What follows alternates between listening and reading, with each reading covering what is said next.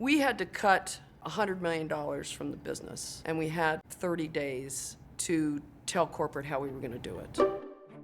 That's a lot of money. It was a huge amount of money. That's Louise Francisconi, a former Fortune 500 division president who was responsible for cutting the funds required to ensure the organization could continue to be a viable business.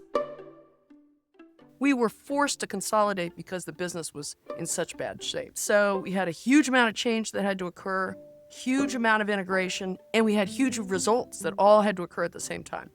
And we didn't have a lot of time. Arbinger's work with organizations often starts right here. When the stakes are so high, a company recognizes they cannot afford to fail. This was also the case of another organization, a multinational headquartered in Europe. The CEO of a very large manufacturing company called up Arbinger, said, hey, we need help. We've got to cut $100 million out of our budget. Can you help facilitate that process? That's one of Arbinger's most experienced consultants, Mike Merchant, who is one of the people who gets called in when companies call needing help with high pressure challenges. And don't be confused, this is not Louise's company. This is another company that called with the exact same mandate. Cut $100 million from the business in a way that doesn't hurt the business.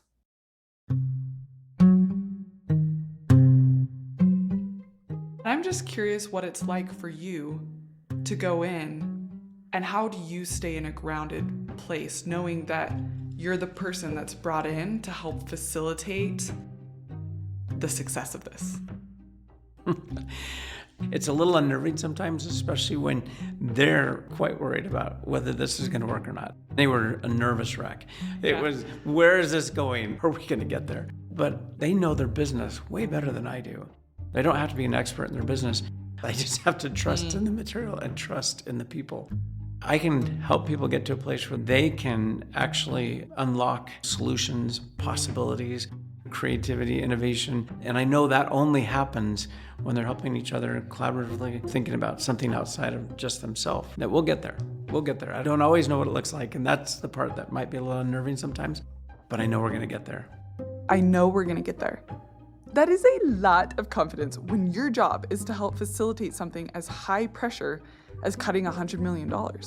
But it doesn't have to be $100 million.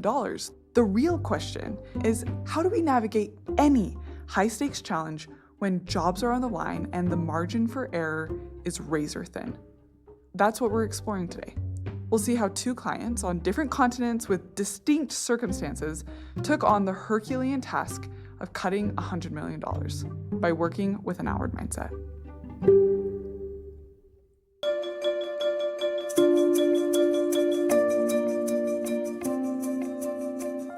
Welcome to Leading Outward, the Arbinger Institute's podcast, where we explore the tools and ideas we've used for over 45 years to help people solve their toughest leadership and organizational challenges by leading with an outward mindset, seeing people as people.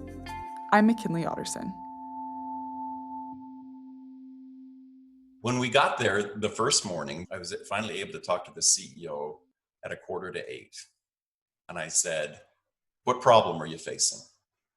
And we'll solve it in 2 days. This is Dwayne Boyce, the senior consultant from Arbinger that Louise brought in to help her and her 25 vice presidents tackle this challenge. For Louise and her team, Dwayne played the same role Mike did in the other client organization. The CEO said to me, well, here's the problem. It's confidential, but we're being bought by another company. And as part of the purchase agreement, we have to reduce our cost base. And she said, I think we can get 20 million of that by layoffs. That's my biggest problem, if we can solve that. Come up with $20 million in savings in layoffs in the next 2 days. And that savings has to hit the bottom line before the purchase agreement can be signed. So I set up the meeting in what I thought was a good way to do it, and asked each person to focus on what they were going to do to contribute to the success of cutting $100 million. And I framed it, I thought, right. Everybody worked on it. They all briefed what they were going to do, and it was painful. I mean, you realize you weren't going to make this happen. Okay, we're going to pause right here with Louise and her team and jump over to see how Mike is starting out his session with the client in Europe. The two main objectives are to make sure there's alignment from everybody that we actually need to cut $100 million in order to achieve our targeted results. And then two, the objective was to cut the $100 million. And so we started off the session just like, how we're going to tackle this. How would we tackle with an inward mindset? How would we tackle with an outward mindset? Start in the right way. Start in the right way is a simple but powerful exercise that we often use at the start of a meeting, a project, or anything that we just want to succeed. As a group, you think through the ways the meeting, project, or experience would go if everyone was self-focused. And then you take the exact same situation and you say, okay, now if we were to approach this project, meeting, whatever, with an others-focused mindset, what would that look like? And when I asked Mike to walk me through how the exercise went with this team, he actually pulled up the list of things they had written down on the board during this session. If we were to try and cut $100 million out of your budget with an inward mindset, how would we approach it? Well, it'd be someone else's problem. The problems are outside of our influence, not open to others' perspectives. We cannot change. There'd be a lot of blame.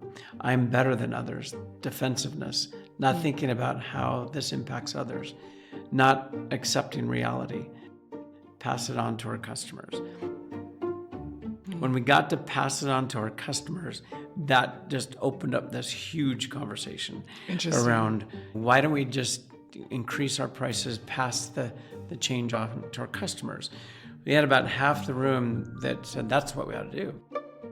And then the other half of the room is like, no, we've already passed on so much to our customers and it's going to impact our competitiveness because we've not warned them. They're trying to make projections of their own. And this is going to impact them in a negative way. We can't do that. Right. We have it within our team to be able to cut back. It started to become clear to me this was something bigger. After the team walks through the ways they would show up if they had an inward mindset, Mike then asked the team, if we were to show up in the next 2 days with an outward mindset, what would that look like? The team identified we'd focus on solutions rather than problems. We work together as a team. There'd be openness. How can I help?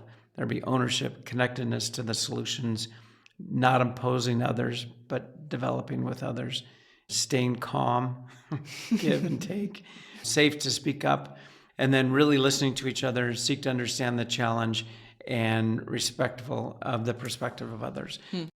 So we had this really great setting the tone, making a commitment that would be outward.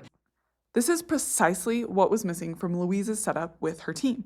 In a classic way to engage a team, she asked what they were going to do to contribute to cutting $100 million.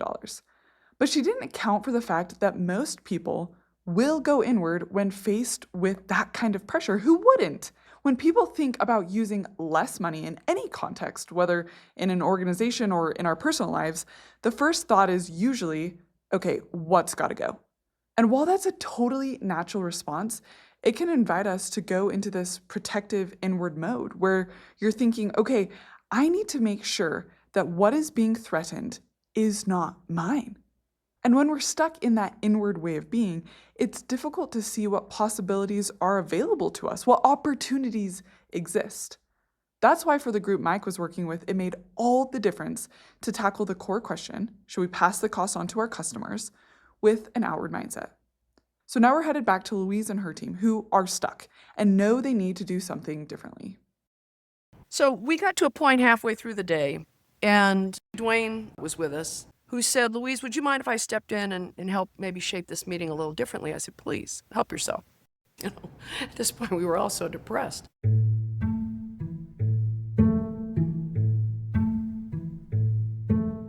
He said, I'd like you each to pair up. I don't care who you pair up with. You know, I always get hung up on, well, you know, these people should go with these people. He said, no. He's just pick a person, just turn around, pair up with the person next to you. He said, we're going to spend 2 hours. Now, out of an 8-hour day, that's a lot of time. So, you know, I'm starting to break a sweat at this point. He said, we're going to spend 2 hours, and I want you, as an example, Louise, to spend an hour saying all the things that you really need help with to really cut money. What are the things that you're working on? And the other person did the same thing. We did that for an hour. And then for the second hour, he said, now I want each of you to ask the other person and think about what you could do out of the resources you have that would help the other person save money. Not cut their money, save their money. We began thinking about this problem with all these executives in terms of other people in the room, not you, but in terms of other people. How could you help other people in the room solve their part of this problem? Remember that this is Dwayne, the consultant supporting Louise and her team. What can you do? What can you offer? Just after a couple of hours of starting to work in an Arbinger way, this vice president raises his hand, and he was the most dominant of them all. And he raised his hand and he said, I think we should change our goal. I think the goal should be that we save $20 million without laying off anyone. And everybody in the room just became jubilant. Oh, of course, that's right, that's right. Now you gotta remember, the original problem was, how do we go about laying off people and where that will show a $20 million savings? How do we do that? And then it became even more powerful as they worked with each other to think about how they could help each other to come up with cutting $20 million off the bottom line. To go from planning to get a fifth of your total purely from layoffs to we're going to get to our total of $100 million without any layoffs is such a dramatic shift. But because they were no longer in self-preservation, self-focus mode, they were able to see so many options of where to save money that they didn't even need to consider layoffs anymore. Now, even though Mike started his work with a client by creating the foundation of how they were going to work together, they were still a highly divided group with a pretty narrow view of what possibilities existed. The financial officer and one of the manufacturing leads presented out the problem. And we'd prepared for this in advance. And the projected numbers over the course of the next couple of years and how we were way below the projected number and we weren't going to reach our targets unless we cut that out. And then here's what we believe are some of the contributing factors to the current state that we're in right now. That just opened up all kinds of discussion because people had different perspectives on the contributing factors. So it was a pretty divided group. Well, that's something that I want you to talk more about, Mike, is the resistance. How did you go from this divided group to a really highly collaborative, fully bought-in group? Well, I'm always going to ask, all right, who might be resistant in some way to us trying to do this? Because I would love to have a call with them in advance. The more they feel heard by the facilitator when we're stepping into the room, the less I have to spend time making sure I do hear them while we're there. And so anybody I think might be resistant, I want to have a phone call with them. And so I did talk to their sales lead and she downloaded with me. She shared with me her perspective on where things were at. And so I walked in that room and her and I already had a connection. But also I believe having someone from Arbinger there, they know what we represent. Everyone behaves better, I think, when someone's in the room. Yeah, it's like a physical representation of accountability. Yes, because someone's there, and we've made this commitment to each other. When you think about cutting money, I'm thinking, how's this going to impact me and my team? And this is going to impact me in a negative way. So you're already resisting that idea of having to cut something out of our budget to achieve our goal. As you start off a session like that, people are like, okay, when are we going to get there? And look, I have a million other things I could be doing right now. And if this is not going to work, I'd rather be focused on working on that right now. The sooner I can get them thinking strategically, the sooner I can get them playing chess with their business, the better. Probably the most compelling piece of both of these experiences is that neither Mike nor Dwayne supplied the business strategies. All the ideas were already in the teams. But when people were heads down thinking about themselves, they couldn't see them. It was like trying to play chess while totally blind to all the open spaces your pieces could move. What unlocked strategic thinking wasn't strategy or ideas, it was outwardness. The way they showed up with the situation and with each other made it possible to tap into the brilliance that had been there all along. So we said, all right, let's take these contributing factors and we're going to put folks in small teams And we're going to have them actually identify what are the things we could do to mitigate that contributing factor or make a change. Because it was really clear in that entire discussion that if we just cut $100 million, they were going to be back in the same place that they were in several months from now. They're going to have to cut again if they didn't make some business changes. And were they clear at this point on that yet? Or is that something that you were seeing that people were getting to an awareness of? Everyone was getting to an awareness of that. I certainly got an awareness to it right away when we were trying to come to an alignment around, do we really need to cut $100 million? Because there was such a divided group around pass on to the customer or let's make the cut, that actually addressing what are the business practices right now that are contributing to their loss would take people off the focus of just passing on to the customer and help people feel more empowered around, hey, I actually think we can make an adjustment. So we had people in small groups, and I had them do two things. One was, what are the short-term things we could do to mitigate this contributing factor, and what would be the long-term business change we needed to make to that? And we reported out. When people were reporting out, did you feel like there was more alignment, at least within those small teams of, okay, this is actually a contributor? Much more alignment. The sooner I can get people in small groups where everyone has a voice and they get to put their best thinking on the paper, right? And then we have a larger group discussion focused on that one contributing factor. And what are the possibilities? What are the strategic opportunities to make adjustments? And then everyone gets feedback. And when they're giving feedback, we're adding notes on that chart. Right. And then when we're all done, we have this list of ideas. While the experiences of both of these client organizations are remarkable, they are distinctly different. Louise and her team just needed to cut the $100 million. And as if that isn't enough, the organization Mike supported had to do that as well, but they also had to identify ways they could adjust the business as a whole to ensure that the act of cutting $100 million was sustainable.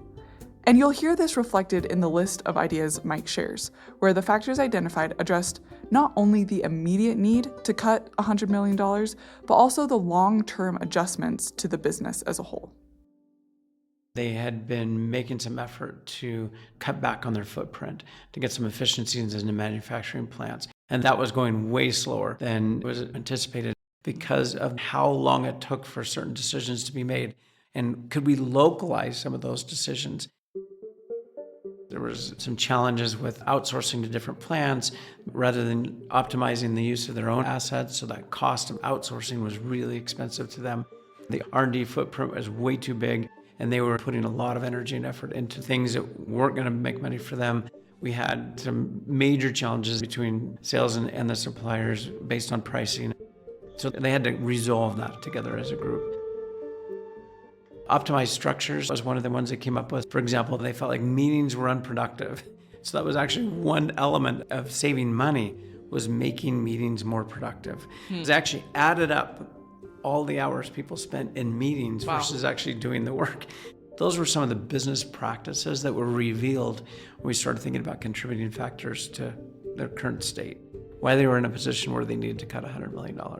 Which they would have never had visibility to if we would have just passed this on to the customer. None of those would have been addressed. Right. And they would, again, be back in the same position they were in. So this process actually helped them clean up a lot of those practices to ensure that they could reach their targets long term. We ended up with 8 clear strategies, short-term solutions to get to the $100 million. And then 4 business strategies that would actually change how they did business to ensure that they were going to stay competitive over the long term. So the entire process up until this point has been helping the team get awareness of the business practices that are not sustainable and how to adjust those. And now that Mike is at this point of clarity with the team, my question is, where did he take them next? And I invite each one of the teams to report out the plan that they had identified regarding their short-term strategy and the actual dollar amount that they'd identified and what were their justifications for that dollar number. And anytime I have someone put a draft of a work plan together, we always ask them, okay, look, here's our best thinking around the work plan. Here's how much we think we can contribute to the $100 million. And here's our 3 biggest challenges to getting there, right? Why do you have them do that, Mike? Because the challenges are actually what invite collaborative helping. There's something about asking people, what are the potential pitfalls or challenges to actually doing the work you put up there? All of a sudden I see, oh, this is hard. This isn't easy. If they're going to execute on this, it's going to require these resources. They're not going to be able to focus on this. It just brings that human element into it, which makes it much easier to invite people to help and support that effort.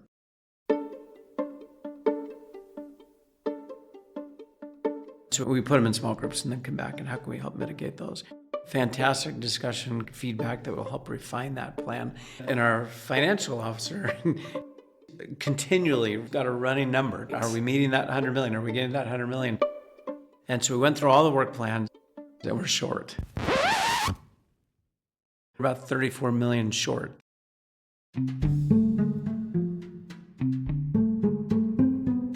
Okay, you have half a day left with this group and you're short. How did you continue to work in such a way that got you to where you needed to be? I was a little nervous. I was going to jump in and see if we could pick it up in some place between divisions and departments. And someone brought up the loss makers. In other words, they have products, things that they deliver that don't make them money, but hopefully will build good rapport with customers. Someone brought that up as a possible solution. When it comes to loss makers, a lot of people have a lot of buy-in on why we're doing that business. But by that point, this team had been together over this period of time, helping teams overcome the challenges that they foresee. And so everyone's just in the spirit of helpfulness, right? And we were able to take the loss makers and really identify work that we could do there. So we ended up closing the gap by having a really great discussion around that and what changes we could make there. And even though maybe their one passion project got cut back, they were part of the decision for that to happen. By the time we were done, we had short-term strategies to get to $100 million. And we had a lot of data and input on what are some of the long-range changes we need to make to our business to ensure that we don't end up back here at $100 million. Yeah. And they didn't pass the $100 million on to the customer. This is pretty remarkable. Half of this group of executives thought the only solution to this massive problem was to pass the cost on to the customer. The other half didn't like that idea, but they didn't have any other ideas in mind. But after highly collaborative, others-focused outward work, they were able to come up with enough ideas to cut the entirety of the $100 million without passing costs onto the customer. Now we're going to head back to Louise and her team to see the outcome of the work that they did. It was like magic. It was magic because at the end of the day, we cut over $100 million and not one person felt that they had sacrificed, because instead I was thinking about the things that I could do to help you cut. You were thinking of the things you could do to help me cut. What could you do different that could help me? It radically reshaped the business.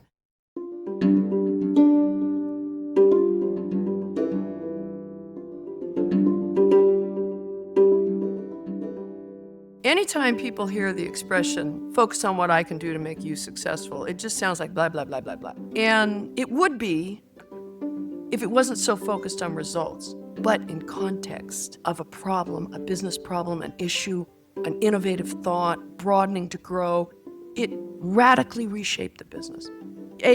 Check, we got the business results right away.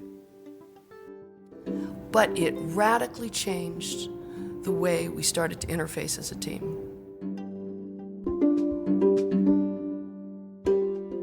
It really taught us the power of listening to the other person and understanding what you can truly do to make the other person successful, which we had intellectually been working on, but we hadn't really understood the power of, and it was huge. Most of us are very trained and rewarded intellectually for being smart ourselves, solving problems ourselves, being able to see solutions ourselves. And so it's extremely hard to focus on a result that is not about you. That is not something we're trained for. And so it's hard work. It is hard work to show up with the people around us in a way that makes space for someone else's success in the midst of our own pressure. But going it alone is also hard. So the choice isn't about which path is easier. They're both incredibly demanding. The real question is, which path actually works? Which brings us back to where the story began. A CEO who was nervous and understandably skeptical. As we wrapped up the second session, certainly a lot of work still to do, but everyone owning what they needed to put in motion.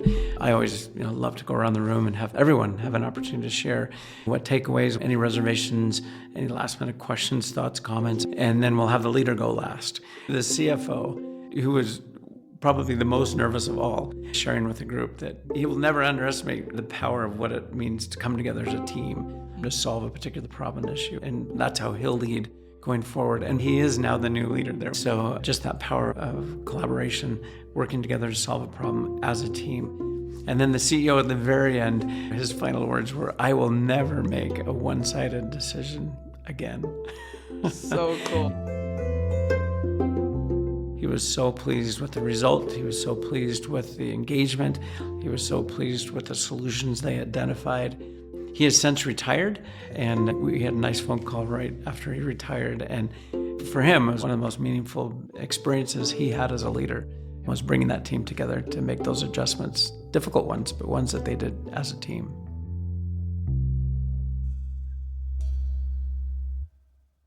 As profound as the personal discoveries of these leaders are, they are even more compelling because they translated directly into results. They cut $100 million without passing on costs and had concrete plans of how they were going to adjust business practices in sustainable ways. For Louise and her team, their work also drove measurable, bottom-line success. We doubled the business in a time when people didn't even think we could grow 5%. And some people say it can never be repeated again, and they're wrong, because it was a way we went about it. It's just hard work. Work in the right way.